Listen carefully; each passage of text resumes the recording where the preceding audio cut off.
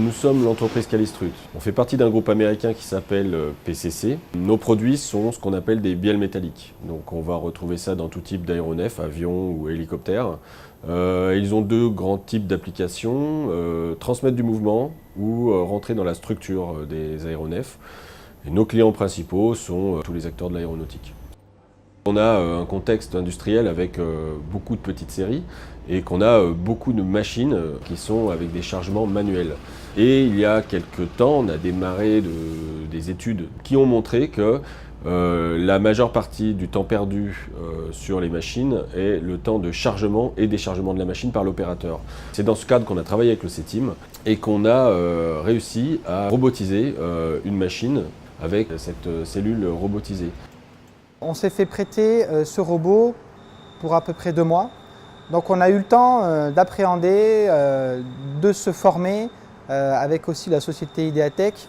On arrive avec une solution qui n'est pas totalement aboutie et qui va vivre son aboutissement dans l'atelier. Et il fallait aussi qu'on garde une certaine flexibilité du poste de travail, dans le sens où on a une telle diversité dans nos produits qu'on ne pouvait pas se permettre d'automatiser à 100% l'intégralité de nos produits. On est vraiment dans une relation d'ouvrier avec son outil. Il va vraiment adapter son besoin par rapport à ses contraintes et sa réalité. Le robot il est surveillé par un scrutateur qui se trouve au pied, juste en dessous de sa base, qui lui scrute donc son environnement. Il y a 2 zones de passage. Une zone ce qu'on appelle le feu orange, donc quand on commence à aller dans cette zone, le robot ralentit ses mouvements. Et une fois qu'on passe la zone orange, là il s'arrête.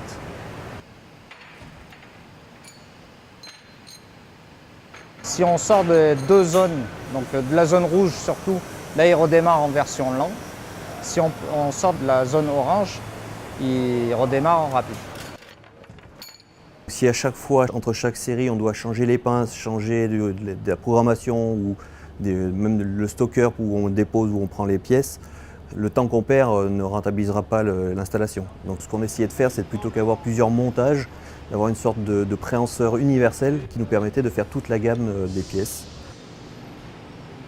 C'est pour ça que je suis venu avec mon imprimante 3D, pour qu'on puisse, on va dire, embrayer sur le SMED préhenseur, pour se dire, là, le défi du jour, c'est se dire qu'avec un seul préhenseur, on fait toutes les pièces. Et ça a marché. Le robot, en gros, on met à peu près un quart d'heure à régler. Après, on a en moyenne 1 heure à 1 heure et demie d'autonomie, où c'est lui qui charge et décharge la machine. On vient de temps en temps faire un petit prélèvement pour contrôler la pièce, vérifier que tout va bien. Mais en gros, ça laisse 1 heure, 1 heure et demie de temps pour faire autre chose. Donc effectivement, on a gagné, allez, je dirais, à peu près 3/4 de personnes. L'avantage de cette démarche, c'est que aujourd'hui, on a commandé une étude de faisabilité, donc on l'a faite, et maintenant on sait exactement les gains qu'on va avoir. Donc je pense que ça aide aussi à valider les investissements dans l'entreprise.